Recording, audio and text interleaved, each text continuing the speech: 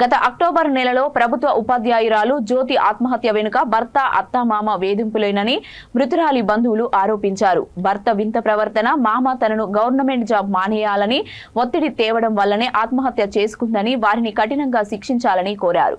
ఈ విషయంపై తమకు న్యాయం జరగాలని ప్రజాభవన్లో ఫిర్యాదు చేయడమే కాకుండా డిప్యూటీ సీఎంను, మానవ హక్కుల కమిషనర్ను కూడా ఫిర్యాదు చేశామని తెలిపారు. ఇంత జరుగుతున్నా పోలీసులు స్పందించడం లేదంటూ మీడియా ముందు వాపోయారు. పోలీసులు ఎలాగైనా కేసు పూర్వపరాలు పరిశీలించి తమకు న్యాయం చేయాలని కోరారు. నా కూతురు నా కూతురు ఒక గవర్నమెంట్ ఎంప్లాయీస్ 70-80 వేల జీతం నా కూతురుది.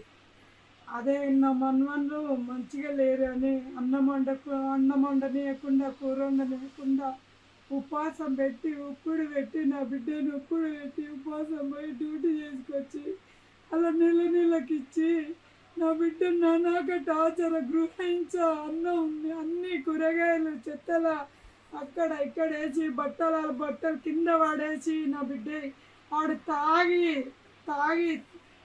హింస పెట్టి నీ పిల్లలు బాగాలేరు, పోలంజే సావులంజే తాగు చచ్చిపో, మీ అమ్మల ఇంటికి వెళ్ళిపో అంటే కూడా నా బిడ్డ రాలేదు సారు.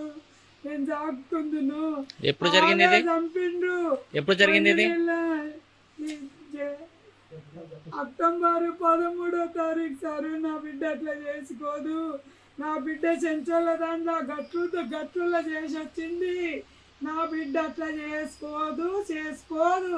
చంపి పైకి కట్టి పైన ఉరి కట్టి పిల్లలకు మందు పోసి ఉరి పోసి కట్టి పిల్లలకు అన్నం పెట్టక నీళ్ళు పెట్టక చంపి కట్టి పైకి కట్టింది సార్. ఇంత బెత్తడు ఉంది సార్. నా బిడ్డ సావాలి అని శిశులకు వాళ్ళు ఎంతో చెప్పిన పోలీసు వాళ్ళు నా మాట మాత్రం వింటలేరు సార్.